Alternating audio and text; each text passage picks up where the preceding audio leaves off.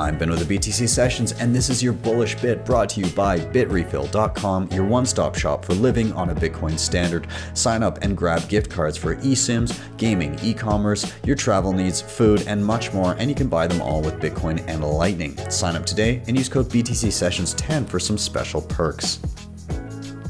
Yeah, what was interesting about Daryl Jamie's comments about Bitcoin, he really missed the mark by about 8 years, I'd say, because the script goes, first you ignore them, then you ridicule them, then you fight them, and then we win. So we're at the stage of fight now. We've gone past ignoring. Different institutions tried that for a long time, didn't work. And then they started ridiculing. And then there was an interesting statistic I didn't know about, but there was a poll done by the ECB, the European Central Bank, where they asked the question, dangerous question to ask, do you think that Bitcoin could become a valid form of currency? And they put it up on Twitter and 75% said yes.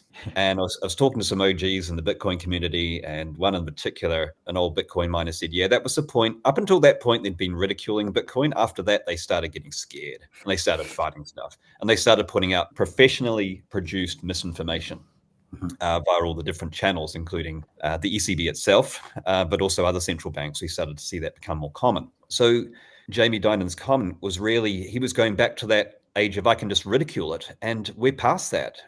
You're going to look ridiculous yourself if you try to use ridicule as a strategy, because there's too much contrary evidence. And this whole line of it's used by criminals or as a tool of money laundering and all the usual attack vectors, they're starting to weaken. The arrowheads are starting to blunten, and they're bluntening because of fact.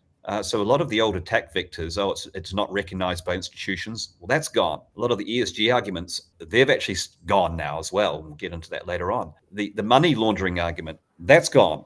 And it's gone because we're seeing fact fighting FUD. So it was a bit of a throwback. It only served to make him look ridiculous. And I tweeted a while ago last year, I said an ESG attack on Bitcoin weakens the merits of ESG, not BTC. And it spread pretty well.